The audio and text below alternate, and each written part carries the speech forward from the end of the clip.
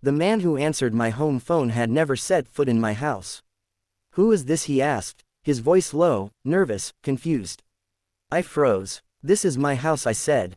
But he hung up before I could finish. I stared at my office phone like it had just punched me. "My name is Jackson Reed. I am 38 years old, a logistics manager, married for 6 years, and at 3 p.m. on a normal Tuesday I heard a stranger's voice pick up my landline. Not my wife, not my kid, a man. I called back 8 times. No answer, no voicemail, nothing.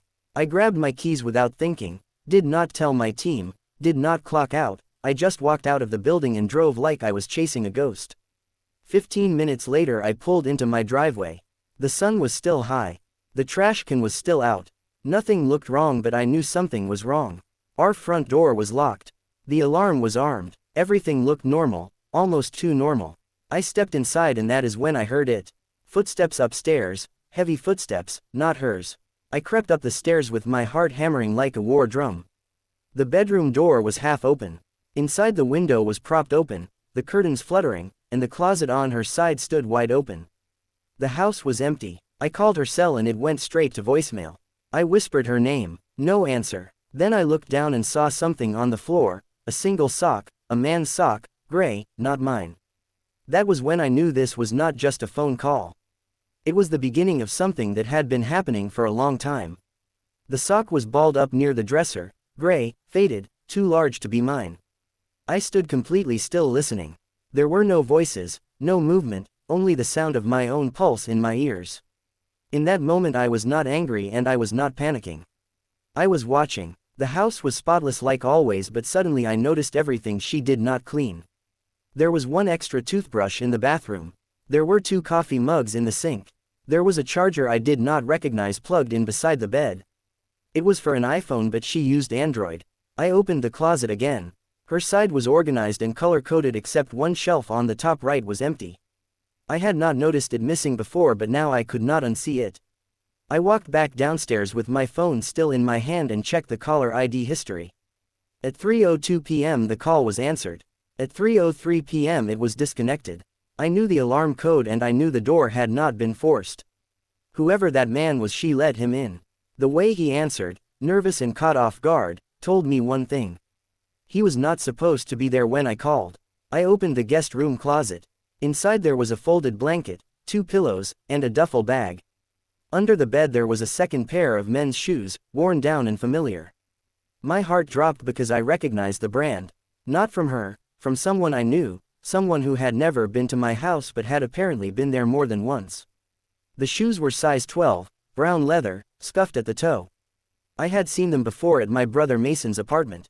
He used to joke about how comfortable they were and said they were better than slippers.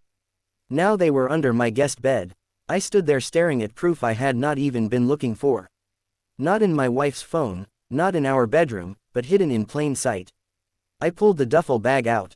Inside were 2 shirts, a toothbrush, deodorant, and a pack of winter mint gum, the same kind Mason kept in his car. I did not explode and I did not cry.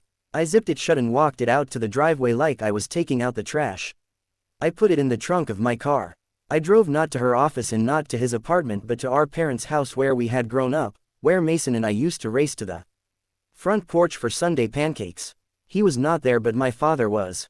He smiled and said I was early. I asked if Mason had been there today. He hesitated too long. I told him I thought Mason had been at my house with my wife. His face fell. He told me not to jump to conclusions. I told him I was not jumping because I had found his shoes under the guest bed, his charger next to our nightstand, and his sock by her dresser. There was silence. He said I should talk to my wife first. I told him I wanted to talk to Mason before involving anyone else because I already knew where Mason would be that night. I planned to show up early with a key my wife did not know I kept.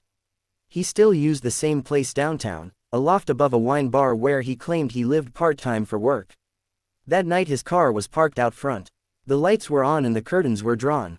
I did not knock. I used the key he had given me 2 years ago when he locked himself out during a snowstorm.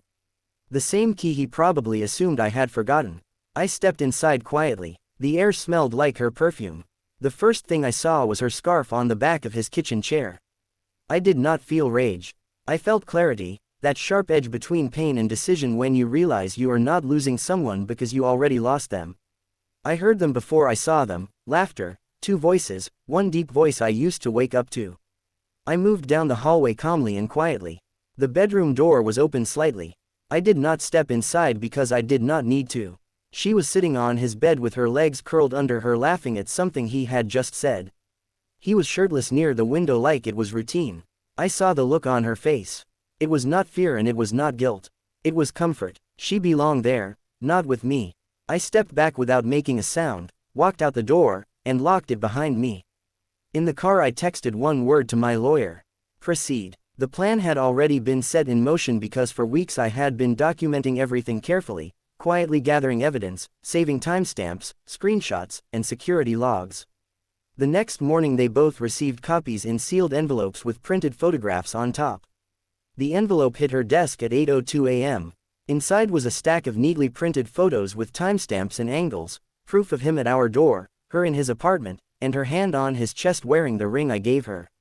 On top was a letter that said, "This is not a confrontation, this is closure, divorce proceedings begin today, I have already moved out, you do not need to explain because I already understand."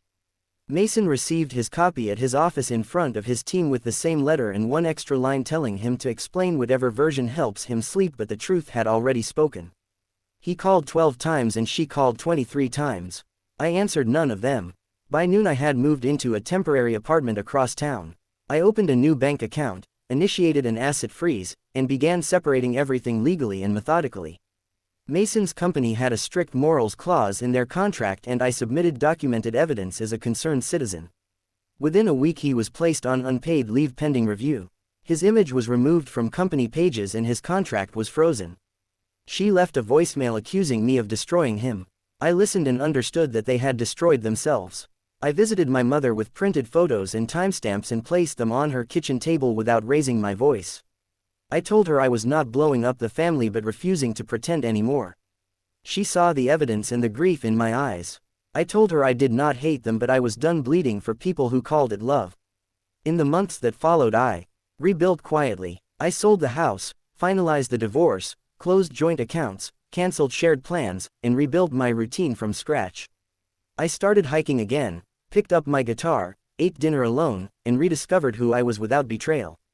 Mason's reputation never fully recovered because documentation speaks louder than denial. She moved out of state and sent one final message saying I was the best man she ever had, but she did not know how to be honest with me. I did not reply because some truths are best met with silence. I learned never to confuse comfort with connection. I learned that respect is required, not requested. The man who was betrayed did not scream and did not crumble. He left and he healed.